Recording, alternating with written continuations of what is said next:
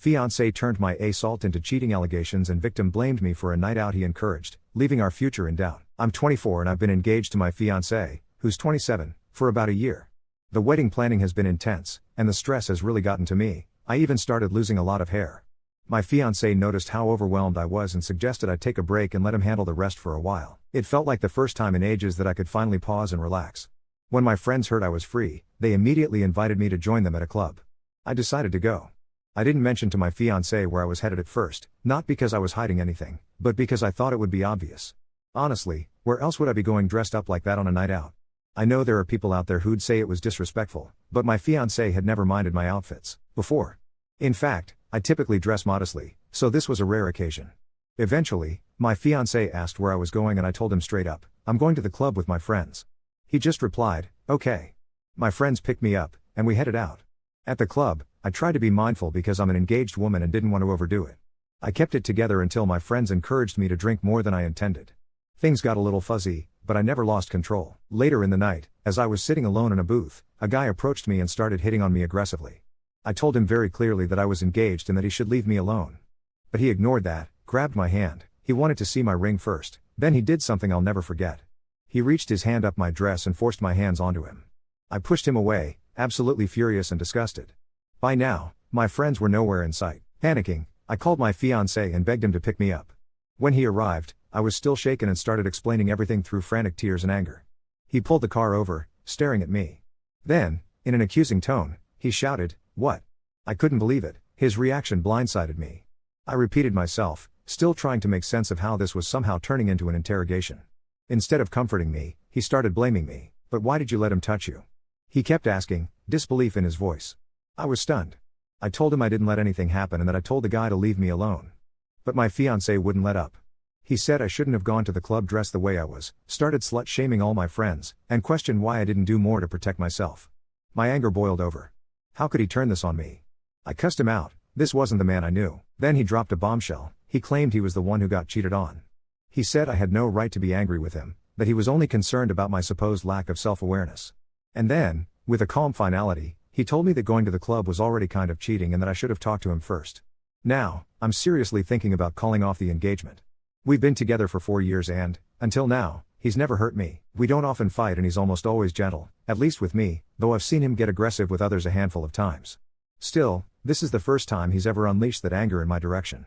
I'm torn. I don't know whether I should wait and talk to him in the morning, give him the benefit of the doubt, chalk it up to stress and exhaustion from wedding planning, or if this is a red flag I can't overlook. Update 1. My head is spinning and my heart is stuck somewhere between confusion and anger after what happened last night and this morning. I'm 24 and engaged to a 27-year-old man who, until yesterday, I thought I knew inside and out. We've always talked about being honest with each other, about sharing everything, even our doubts and fears. That's why what happened has me rethinking everything. Last night, I put on my blue dress, the exact one I posted about, not that it should matter, and went out to a club with some friends. I told my fiancé I was going out. He didn't say anything negative or act like he had a problem with it. If he had, I'd have definitely paused and talked it through. That's just the kind of relationship we have, or so I thought. The night was supposed to just be fun, some dancing, laughter, a break from the heaviness of life lately. But then, everything flipped in a single moment. While we were out on the dance floor, a guy put his hands on me without my consent. It happened quickly and left me feeling shocked and violated. I pulled away immediately, and my nerves were buzzing. The club wasn't as safe anymore. After a bit, I called my fiancé to pick me up, desperate just to go home and out of that atmosphere. When he arrived, I told him what had happened. I needed him to understand why I suddenly wanted to leave, why I was anxious and quiet in the car. But the way he reacted stunned me. He was stone-faced. Instead of holding me or asking how I felt, he seemed distant, angry almost. He said that by going to the club, I was inviting this, suggesting that maybe it was cheating. My mind just froze. That wasn't the man I thought I knew. I keep replaying it in my head. I didn't cheat. I wasn't secretive about where I was, or what I was doing. The idea that me going out in a dress could possibly justify what happened, or that it's somehow my fault, is devastating. Even now, I can't understand how anyone could see that as anything except wrong. When I told him, I was as honest and clear as I could be. I didn't hide or try to shift blame. This morning, he left early, barely looking at me. When I asked him where he was going, the same coldness was there, like what happened was something I did to him instead of something that happened to me. I'm left wondering, am I right to even consider ending this engagement? Is it an overreaction to feel so betrayed and unsupported? Half the people I talk to say I'm blowing it out of proportion, while others tell me I'm absolutely justified. All I know is, I didn't deserve what happened at the club, and I certainly don't deserve to be treated like the villain by the one person I thought would always be on my side. I just need to know what's right, for me. Update 2. I want to start by saying, thank you for all the advice I've received so far. Right now, I'm at a crossroads. I'm seriously thinking about calling off my engagement, and honestly, I'm overwhelmed about where to start. I'm looking at nearly $12,000 already sunk into the wedding planning, out of what was supposed to be a $35,000 budget. The split's been roughly 60% from us, and the other 40% from our families, but what's really gnawing at me is that most of this money is tied up in non-refundable deposits. That alone makes my stomach turn. Let me give you a sense of the numbers. The wedding was planned for 120 guests, and, to make matters more complicated, we've had to book non-refundable travel for 20 out-of-town family members, flights and hotels totaling around $3,000. That part is on hold but still hanging over my head. I keep asking myself what the smartest first step is. Should I reach out to every single vendor right away, try to negotiate some kind of partial refund, or maybe offer to transfer our deposits to another couple looking for the same venue or date? As for what can be resold, like the wedding dress and custom decor, we've poured $800 alone into custom signage. I don't even know where to start. Is Facebook Marketplace best, or should I be looking at places like Still White or eBay? And how do I set a price that's fair, but doesn't mean I take an unnecessary loss? I'm also really worried about the logistics with my ex, since we aren't married yet, but some of these expenses are shared. Do I need a lawyer to review our contracts, or would something like small claims court be the more practical approach for amounts under $5,000? Honestly, one of the hardest parts right now is even imagining how I'll break all this news to our families, especially since my parents are out $2,000 and have been so emotionally invested in this day. I am totally at a loss, and feeling more alone with every new logistical nightmare that pops up. If anyone has been through something like this before, or has any advice that could help me claw my way through this mess, I would be so grateful. Update 3. I want to start by saying how incredibly grateful I am for the overwhelming support and advice I've received. Sorting through nearly 4,000 messages wasn't easy, especially with the lengthy ones, but I really tried my best to take it all in. This is my final update, as I truly don't want to keep dragging out what has become a very painful chapter in my life. I sat down and told my now ex-fiancé that I was ending our engagement. He reacted with anger, but for those who might worry, he didn't do anything to harm me. I'm safe. About 3 or 4 days ago, I told him I was having second thoughts about us. His immediate reaction was, "Are you joking?" He proceeded to ridicule what I was feeling until I made it clear yesterday that I was, in fact, calling it off for good. He focused on the money spent on the wedding and demanded to know how we'd deal with the relatives and friends who had helped out and what we'd say to them. I calmly let him know I'd take care of everything. He kept going, throwing in my face that we'd be throwing away 4 years together, and shouted that he didn't care who the victim was anymore, insisting he could never make such a decision because he loved me, ending his rant with, "This is fucking crazy." I realize there have been a lot of questions, some of them kind, and some not. I want to clear a few things up and give the context I wish people didn't have to demand. The sexual assault happened 2 weeks ago, on a Saturday. The first person I told was my sister the next day, because I couldn't face him and I couldn't bear it on my own. I didn't pass this news to the rest of my family myself, my sister did it for me. My mom called me to talk through what happened, and she's been supportive, even if I can still feel some quiet disappointment or confusion from her and others. People accused me of infidelity, implying that I wasn't being fully honest because I didn't go into detail about what happened or say whether I had reported it. My focus, and my pain, has been about the engagement, not the assault itself. No, I didn't report the attack. In the aftermath, I was frantic, desperate to just get home. I begged the man to leave me alone, before he even touched me, but it happened fast. I froze, then I managed to push him off me as soon as the shock faded, and then I left as quickly as I could. Reporting it to the club or police honestly never even crossed my mind at the time. All I could think of was escape. When I'm feeling stronger, I plan to return to the club to see if there might be footage, because I don't want this happening to anyone else. I can't believe there are people who think I'd just let it slide, or that I secretly want something like this to happen again. Absolutely not. Here's something else people seem to be confused about. I didn't plan to go to the club. My friends suggested it. They're all single women, after my ex-fiancé, who'd offered to handle all the wedding planning for the day, told me to go out and try to have some fun. I ended up sitting alone at the booth for a while, since they wanted to dance and I didn't. I haven't contacted any of the wedding vendors yet, but I am overwhelmed by how much practical advice and genuine support people have sent my way. If you offered that sort of help, I probably saw it. Even if I couldn't reply to everyone, know you helped. After everything, I want to make it clear this was never a decision made for me by strangers. I'd already been doubting this relationship and, ultimately, this just reinforced what I felt in my gut. Other people's reactions just validated that I wasn't crazy or overreacting to what happened. To the hateful voices out there, yes, mostly men, who have been flooding my inbox with cruel and misogynistic insults, I want you to know your words mean nothing to me. You will not change my mind or my resolve. I am done. Update 4. Yesterday afternoon my sister went with me back to the club. It was daylight, doors propped open, the music off, and everything looked smaller. The manager sat us down in his office and pulled the footage from that night. I watched myself sitting in the booth, watched the man come over, watched my own body go rigid even on a grainy screen. It was nauseating and clarifying at the same time. The manager didn't make me fight for it. He said he'd already had another woman complain about the same guy that night and asked if I wanted him to save everything for the police. I said yes. The head bouncer came in and, without me even asking, said he recognized him. He's a regular. He gave a first name and said he'd be banned, and they'd write statements. I filed a report right after. My hands were shaking the whole time, but I did it. I don't know what will come of it, but I feel like I finally placed a brick down somewhere solid. That should have been the end of my day. It wasn't. A few hours later my ex's cousin called me, frazzled, asking about the wedding and if we were really breaking up because of a guy at a club. My stomach dropped. She sent me screenshots from a group chat I didn't know I was still in, him spouting the same garbage he said to my face, me disrespecting him, me embarrassing him, and then a photo from last summer at a lake. A group of guys on a dock with beers, my ex in the middle. The man from the footage was 2 people over, turned slightly, but the same sharp jaw and a small tattoo just under his ear that's impossible to miss once you've seen it. I had seen him before. Not a stranger. A friend of a friend. Close enough to be in photos, not close enough for me to remember his name. I texted my ex and asked if he knew him. He said no. I sent the photo. He said maybe he'd seen him around. I asked again. He finally sent a name, the same one the bouncer had said. He followed it with, "This is getting blown out of proportion," and, "Don't ruin his life over a misunderstanding." I stared at that line for a long time. Then I told him I had the footage, that the club had banned him, and that I had filed a report. He called me. His voice did that calm thing it does right before it goes cold. He said I was trying to destroy someone's reputation because I felt guilty for going out. He said guys do dumb things when girls give mixed signals. He said, and this is the part that made everything inside me go quiet, he told me you were flirting. So they had talked. He knew it was him. He knew before I did. I packed the rest of my things that night. My sister and my dad came with me while he was at work. I left the ring on the dresser and a short note that said only what needed to be said. I took my plants and my books and a duffel with my clothes and went to my sister's. I slept through the night for the first time in weeks. Today I dealt with logistics. I called the venue and the coordinator had already been trying to help another couple who lost theirs to a flood. We transferred our date to them for a small fee and I got most of the deposit back.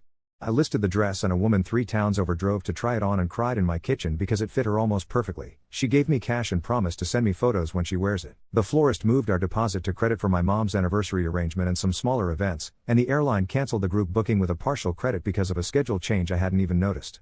Things I thought were going to crush me rolled a little once I started pushing. His mother texted me late this afternoon. She said she heard a different version of events from him, and then she asked me to tell her mine. I did. There was a long pause and then she said, "I'm sorry." She didn't make excuses for him. She said she was going to talk to him and that none of this was my burden anymore. I didn't realize how much I needed to hear that until I did. I made a doctor's appointment 2 days ago because of the hair loss and the panic. Telogen effluvium, stress triggered. Hearing a name for it made it feel less like a personal failing.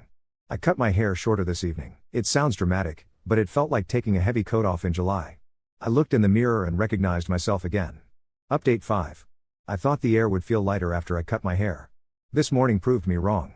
A detective called just after 9, right as I was pouring coffee at my sister's kitchen counter. He asked if I could come in to give a full statement and said they'd been able to identify him cleanly from the footage and the bouncer's notes. He also said the other woman from that night had filed, too. Hearing that made my stomach twist and steady at the same time. At the station I told it all again, slower this time, and he asked if I'd be willing to try a controlled text with guidance. They already had his number. I sat there with my phone in my hand and typed exactly what they said to type. It felt like walking barefoot across a floor you know has glass on it. He responded in under a minute. He said he was sorry if he misread, that he was drunk and thought I was into it, that he didn't mean to scare me and didn't want the cops involved. I didn't reply again. The detective took the phone, took the screenshots, and for the first time since all this started, I watched someone who isn't family look at me like this wasn't murky at all. When I left the station, there was a text from my ex waiting. "Cops came by," was all it said. Then, "What did you tell them?" Then, "Don't do this." I didn't answer. I turned my phone off and sat in my car with the windows down until my heartbeat matched the street again. I thought that would be the thing for the day. It wasn't. A woman DM'd me that afternoon from an account I didn't recognize. She said she was his girlfriend. She said she'd found my name through mutuals and the club rumor mill. She kept it short, "I think we should talk." I'm not on his side. I agreed to meet her at a coffee shop near my sister's and brought my sister with me. She showed up in a sweatshirt with the sleeves pulled over her hands. She didn't look at me at first. When she did, she looked furious and embarrassed and tired in a way I recognized. She said he'd told her I overreacted, that it was a misunderstanding, that my fiancé knew me and wouldn't make it a big deal. She had heard his version enough times to feel sick, So she'd gone through his phone the night he came home banned from the club. She slid her phone across the table. There were messages from him to my ex the morning after. She's doing the most. You said she was chill. Handle your girl. There were messages to his own group chat from that night where he bragged in gross, clipped sentences and used my blue dress like a slur. There was a photo of my booth taken from the edge of the dance floor that I didn't know existed. I forwarded everything to the detective while we sat there. He replied within minutes, asked if she'd be willing to send the originals, and she said yes. She told me she was leaving him. She didn't say it like a threat. She said it like a fact. We stood in the parking lot afterward and she hugged me the way strangers hug when they have the same bruise. On the drive home, my ex started calling. I let the first one go, then the second. On the third, I answered just to say I wasn't going to talk to him and that any conversation from here on out could go through the police if it needed to. He said I was ruining 2 lives over one night. I said he could sit with the fact that he lied to my face and to his mother and he could sit with why. He went quiet and then hung up. The rest of the day was ordinary in a way that felt unreal. I signed a lease on a small 1-bedroom with a crooked window and sunlight that falls across the floor in a long rectangle in the afternoon. The landlord handed me the keys and I stood in the echo and put my plants on the sill and listened to the building settle. I ate noodles on an overturned box and didn't check my phone for an hour. When I finally did, there was a short message from his mom. I spoke to him. I believe you. I'm here if you need anything. There was a voicemail from the detective saying they'd be in touch about next steps, that what I sent could change the shape of things. Update 6. The first morning in my new place I woke up before my alarm, not because I was anxious, but because the light hit the floor just right and the air felt uncomplicated. I made coffee and stood barefoot on the warm wood. That lasted 20 minutes. A victim advocate from the DA's office called and asked if I wanted to be present for the arraignment. She said there would be a no-contact order put in place automatically if the judge granted it. I said yes. I wore the plainest thing I own and sat on a hard bench with my sister. He came out in a wrinkled sweatshirt and looked older than he did in the footage. He scanned the room like it would give him an answer. He didn't find me. When his lawyer said misread signals, the judge interrupted him and read the lines from the text he sent me out loud, each sorry if flat on the wood between us. Bail, conditions, no contact. It was like watching a door I didn't know existed locked from the other side. Afterward, the detective met us in the hallway and asked if we could step into a conference room. His tone was careful. He said the girlfriend had given voluntary access to more of the messages from that night and from before. He slid a printout across the table and there was my face, not from that night, but from my own story posted while my friends were still doing their makeup. Blue dress, bathroom mirror, a little caption about finally leaving the house. Under it was a foreword. My ex's name at the top. He'd sent it to him 2 hours before I ever walked into the club with the bar name typed under it and a winking emoji. There were messages from later where the guy asked, "She actually engaged?" And my ex answered, "Yeah, but she's chill, don't make it weird." My stomach went hot and then very cold. The detective said what I already knew he would say next, that it didn't prove planning, that it didn't meet a charge on its own, but it changed the context. He told me to file for a restraining order against my ex as a precaution. He called the behavior concerning and borderline tampering given the calls and texts after the fact. We walked straight to the courthouse. The clerk slid forms through the glass, my hand shook, and then I was in front of a judge with a robe that looked too heavy for summer. I told him about the calls, the messages, the photo being forwarded, the way he'd been outside my sister's once 2 days ago and then driven off when my dad walked out. The judge granted a temporary order on the spot. I walked out with papers that said he could not contact me at all, could not come near my job, my sister's house, or my apartment. While I was still in line for the copy stamp, my phone buzzed with a voicemail from an unknown number. It was my ex. He didn't say sorry. He said, "You're blowing up my life over something you know I didn't mean," and that he was trying to protect our relationship. I handed my phone to the clerk and asked if I could add it. She nodded. In the afternoon, his mother called. She didn't sound like she did last time. She sounded like steel. She asked if she could bring me a box of things he'd dropped at her house that belonged to me. She showed up with a banana bread wrapped in foil and a manila envelope she'd sealed with tape all the way around. Inside were the receipts she'd tracked down and a cashier's check with my name on it for half of what we're still on the hook for together. "He'll say I'm betraying him," she said on my stoop. "I am choosing to be a decent person."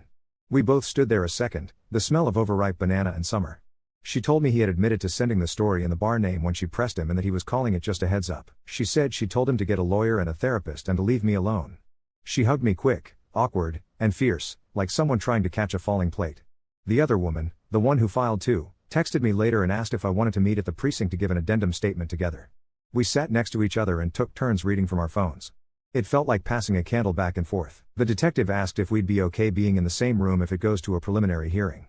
We both said yes without looking at each other first. On the way out, the bartender from that night was walking in to give his statement. He recognized me from the footage and didn't try to make it normal. He said, "We should have seen it and we didn't. I'm sorry."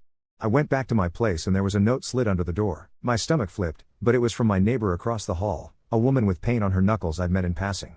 "If you like cats," it said in cramped handwriting, "there's a small orange one that keeps sleeping on the back stairs in the sun." I took a saucer out and sat on the top step in the rectangle of light with a little bowl of water. He came cautiously, one eye on the cup, one eye on me, and eventually put his tiny paw on my knee and decided I was furniture he could trust. I named him August in my head and didn't say it out loud in case he belonged to someone already. At sunset my cousin sent a voice note. He'd pulled audio off a Twitch stream from the week after the assault, my ex on a headset with two of the same guys from the lake photo, laughing thin and mean and talking about me like I was a story they could rewrite. He used the same phrase from the texts, "She's chill." He said, "It got messy because she's dramatic." Every sentence was a shovel. I sent it to the detective. He replied, "Got it," followed by an actual "thank you" spelled out, as if even he needed to mark the moment. Tonight the apartment smells like banana bread and the hallway smells like dust and old paint. The crooked window sticks at the bottom and I have to lift it with both hands. When it finally gives, the air comes in like relief. My hair came out less in the shower. I plucked one fallen strand off the cat's back and he blinked at me, unbothered. I don't know what any of this guarantees. I just know that when my phone lit up on the counter, it stayed face down and quiet, and the silence didn't scare me. Update 7. I thought today was going to be about buying a broom and a lamp and seeing if the cat from the stairs was still sunbathing. Instead, I woke up to an email from the DA with a court date circled in yellow in the body of the message, preliminary hearing in 2 weeks. Attached were copies of the conditions. His bail stayed the same, the no contact order carries, and they're adding a count based on the messages from his girlfriend's phone. The phrase pattern of behavior was in there. I read it twice, then folded my laptop shut like that could slow anything down. At 10, the door buzzer went and my stomach dropped, but it was the landlord with a package. A padded envelope, hand addressed, no return. I slid it open with my key and felt paper instead of anything heavy. A single page, printed, "I'm sorry you took it that way," and then a screenshot of my own Instagram story of the blue dress with a time stamp, forwarded. There was no signature, just the shape of someone trying to be clever and failing. I dialed the precinct from the hallway, told them about the envelope, and they sent a patrol car to pick it up. The officer looked at the paper, at the envelope, at me, and said, "This counts." 30 minutes later, the detective called and said he'd flag it for the hearing on the restraining order. I held the finished banana bread from his mother up like a shield and then laughed at myself alone in the kitchen. I took August to the vet clinic on the corner at lunch. He climbed into the carrier without a fight and meowed once like he was announcing his availability. No chip, no poster on the board outside looking for a missing orange cat. The tech behind the counter scratched his chin and said, "He looks like he's chosen." I bought a litter box and a bag of food that said indoor hairball control and laughed at that too because my hair has lived on every surface I've touched for a month. He slept on my hoodie afterward like it was a decision we'd come to together. In the afternoon, the detective asked if I could swing by for 10 minutes. When I got there, he'd printed more messages, this time from a different number, a name I didn't recognize.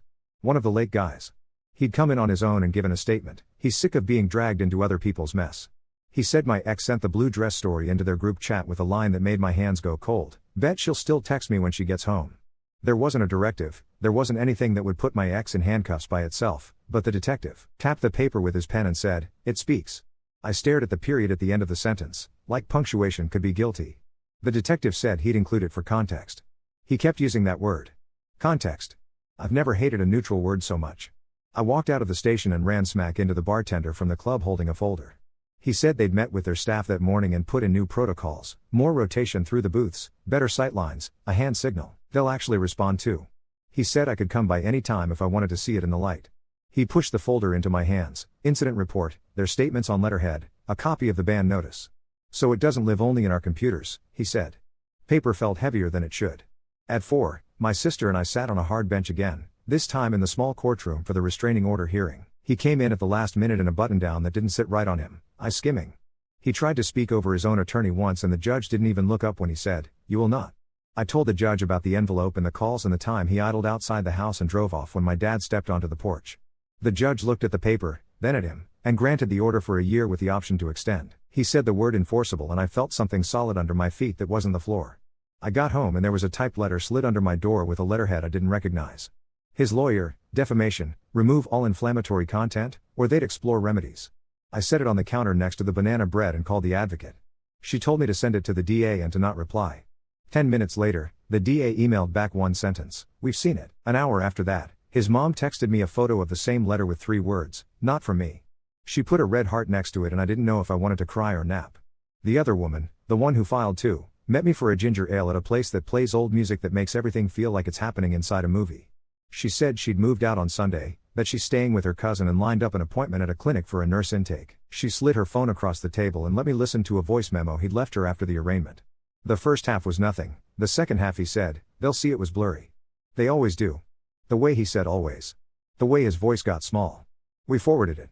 We sat there a while longer talking about boring things on purpose, like whether you can reheat fries in a pan without ruining them and what color people think of when you say blue. Around 8, my cousin sent another clip that made my shoulders go tight. The Twitch stream was taken down, but not before someone grabbed the chat. A username with my ex's initials posted a line that matched the envelope. She took it that way, laughing emojis. The detective said it doesn't change charges, but it kills the misread narrative one more slow, satisfying inch. He used a different word this time, pattern. Less neutral. Less forgiving. I couldn't stand the way my apartment smelled like paper and stale coffee, so I walked to the club with my sister because the bartender said I could. Lights up, chairs down, a poster taped near the booths with a big black square around the words "We watch out for each other." The manager nodded at me like we were coworkers and handed me a ginger ale on the house. It felt less like a fix and more like a promise. I stood in the booth for a second, in daylight, and breathed out. On the way home we passed a bodega that had a basket of dill outside and I bought a bunch I didn't need just to carry something that smelled like a garden. August met me at the door and did that thing cats do where they pretend you're late. I put the lawyer letter in a manila folder with everything else and labeled it on the tab with thick black marker, "Keep." The hallway smelled like paint again and the neighbor with the paint on her knuckles knocked to introduce herself properly. Her name is Lena. She asked if I like movies with subtitles. I said yes before she told me which ones. We ate pasta on the floor and watched something where nobody raised their voice and the worst thing that happened was a missed train. When my phone lit up, it was the DA again. He'd taken the plea to the table, and the other side asked for time. "We'll be ready either way," he wrote. I put the phone face down not because I was afraid, but because I could. August jumped into the window and knocked a leaf off one of my plants. I picked it up and pressed it between 2 pages of a book I've been meaning to read. The night air came through the crooked frame and I could hear someone on the sidewalk laughing like they didn't know me at all. It felt like standing on the edge of the ocean, knowing the tide will keep coming in whether you watch it or not. I turned off the light and it was dark the way dark is supposed to be, quiet, uncomplicated, whole.